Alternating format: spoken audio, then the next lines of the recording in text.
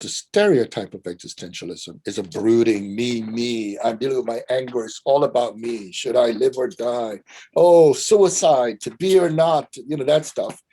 And while those things are important questions, when you're dealing with the historical realities that Black people face, or if you think of what Simone de Beauvoir wrote with what women have faced historically, you can't have to avoid looking at political reality as an existentialist would be an equivalent of intellectual malpractice.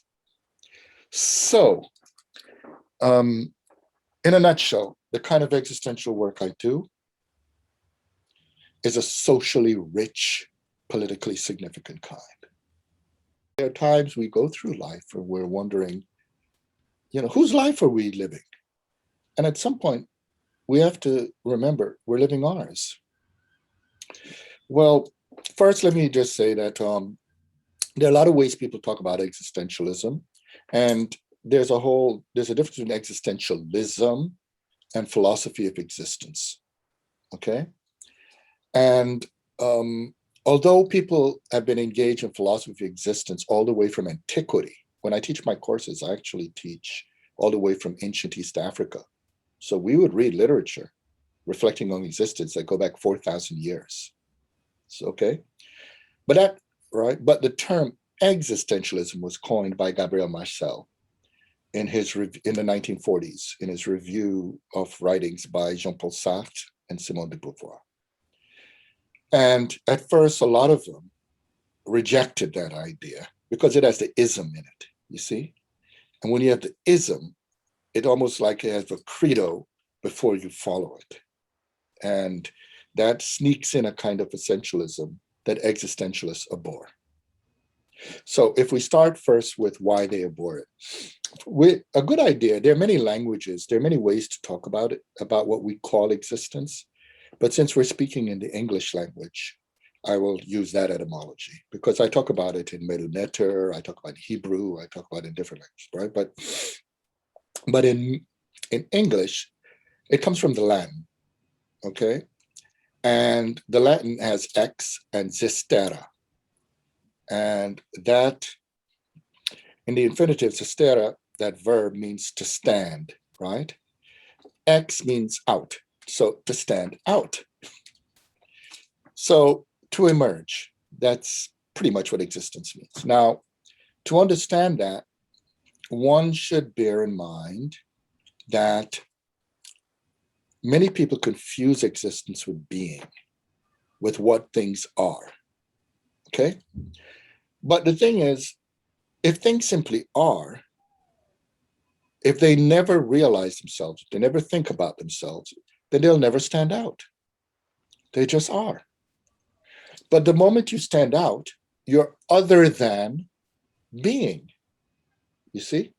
So the first confusion is many people think existentialism is about what's called ontology, the study of being. They think it's about being. And sometimes in English, we use it that way. Does this cup exist? But what we're really saying is this cup, does this cup have being? Here. But the thing about when you stand out is not only do you appear, but other things appear. So at the heart of knowledge is existence as well. If nothing could stand out, if I could not see this cup as other than me, you see what I'm saying? I'll just blend into everything. But of course, if you stand out, you have the quintessential experience of what existence is about. Because you see, if you stand out, the question that comes to you is, are you responsible for the ways in which you stand out? In philosophy of existence, you don't know in advance what you can do. You learn it through doing it. And to give you an even a better sense of this, when I started my now professional career, the racism I experienced in the academy was so severe that I expected, one, not really successfully to become a professor, That wasn't my goal, actually.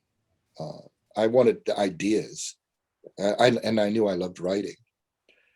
Two, I figured that the racism is so severe that 98% of what I write is going to be rejected anyway. And so I'd be lucky if 2% were published. So ironically, the racism gave me a kind of freedom, paradoxically, because it said to me, I'll be stupid to waste my time trying to receive recognition from racist white people. So, and it's not that they were problematic Black people, but, you know, I'm usually the only Black person in the class back then, so it had to be white people. And so it struck me that if that's the case, I might as well write what I really want to write, say what I want to say anyway, and learn from the brutality of the responses. All explorations of human beings struggling with the question of responsibility for our existence. And they all are truthful about the fact that we don't always get it right.